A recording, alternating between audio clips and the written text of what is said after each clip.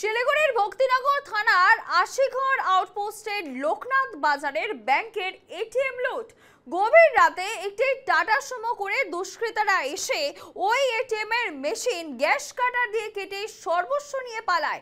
এরপর আগুন ধরে যায় ওই এটিএম এ। ঘটনায় তীব্র চাঞ্চল্য এলাকায়, শুরু পুলিশের তদন্ত।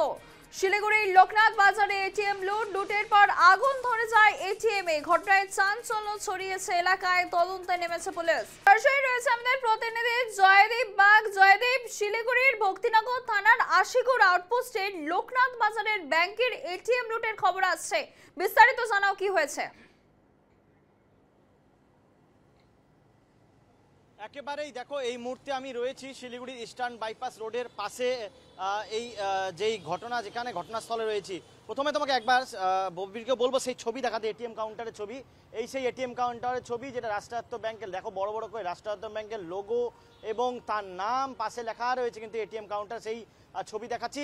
দেখো ইতিমধ্যে পুলিশের পক্ষ থেকে কিন্তু সেই ঘটনার পর এই এটিএম কাউন্টারের শাটার নামিয়ে দেওয়া হয়েছে। অত্যন্ত জনবহুল রাস্তা শিলিগুড়ির ইস্টার্ন বাইপাসের, এই রাস্তার ওপরে থাকা এটিএম এর কিন্তু এই ঘটনা, যেটা জানা গিয়েছে গতকাল গভীর রাতে কিছু দুষ্কৃতীরা তারা একটি গাড়িতে করে আসে এবং তারপরে সেই গাড়িতে এসে এই এটিএম কাউন্টারে ঢোকে।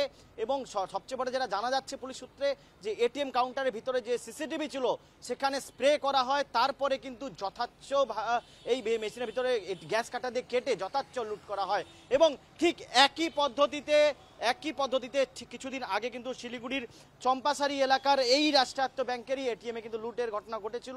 জয়দীপ, এলাকার যে সিসিটিভি ফুটেজ, সেই সিসিটিভি ফুটেজ দেখে পুলিশ কি কাউকে চিহ্নিত করতে পেরেছে? দেখো, যেটা প্রাথমিকভাবে পুলিশ সূত্রে জানা গিয়েছে, যে গাড়িতে এই গ্যাস কাটা নিয়ে এসে এবং দুষ্কৃতীরা এসেছিল সেই গাড়িটিকে ইতিমধ্যে উদ্ধার করতে পেরেছে পুলিশ। যেটা জানা গিয়েছে একটি টাটা সুমো গাড়িতে তারা এসেছিল। এই অপারেশন চালানোর পর তারা কিন্তু টাটা সুমো গাড়িটি মাটিগাড়া থানার অন্তর্গত হিমাচল বিহারে রেখে তারা সেখান থেকে পালিয়ে যায়। ইতিমধ্যে পুলিশ জানতে পেরে সেই গাড়িটিকে উদ্ধার করতে পেরেছে। তবে দুষ্কৃতীদের এখনও চিহ্নিত করা যায়নি। তবে সমস্ত ঘটনা তদন্ত শুরু করেছে ব্যাংকের যে আধিকারিক, তাদের সাথে কথা বলা হচ্ছে। যেটা জানা যাচ্ছে এই এটিএম কাউন্টারে, অর্থাৎ এই মেশিনের ভিতরে কয়েক লক্ষ টাকা ছিল, সেই টাকা কতটা এবং কতটা পরিমাণ টাকা সেটা ছিল তা ব্যাংকের লোকেদের সাথে কথা বলে পরবর্তীতে কিন্তু জানতে পারবে পুলিশ। তবে যেটা প্রশ্ন উঠছে, গত জুন মাসের 18 তারিখের পর আজ ঠিক এই একই ঘটনা, এই একই পদ্ধতিতে ঘটনা, কিন্তু এখন অবধি কেন এর এই কুল কিনারা হয়নি আগের ঘটনা, তার উপরে একই ঘটনা। স্বাভাবিকভাবে কিন্তু পুলিশের যে ভূমিকা, পুলিশ সমস্ত কিছু নিয়ে রীতিমতো প্রশ্ন উঠতে শুরু করেছে। একদমই জয়দীপ, এই খবরের নজর রাখো। আপাতত তোমাকে ধন্যবাদ। এটা ঘটেছে ঠিক 2:30 থেকে 3টার মধ্যে, ঠিক আছে?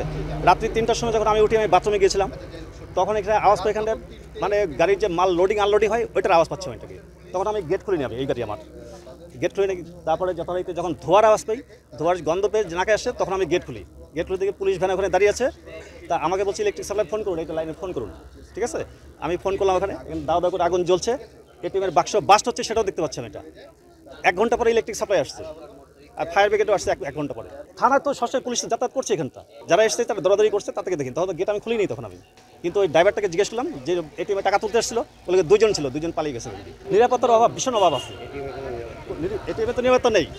প্রশাসন কাউন্সিলর যারা আছে তাদেরও কোনো ইয়ে নেই, মানে প্রশাসনের কোনো কাজেরই এখানে। কিছু ইন্ডিকেটিভ গাড়ির সম্বন্ধে একটু আইডিয়া পেয়েছি আমরা, ওটা দেখা হচ্ছে, বিভিন্ন থানাকে বলা হয়েছে, পার্শ্ববর্তী থানাগুলোতে আমরা তদন্ত করে দেখছি। স্টেট ব্যাংকের রয়েছে, আপনারা দেখতে পাচ্ছেন, আমরা খতিয়ে দেখছি, সংগ্রহ করার চেষ্টা করছি আমরা।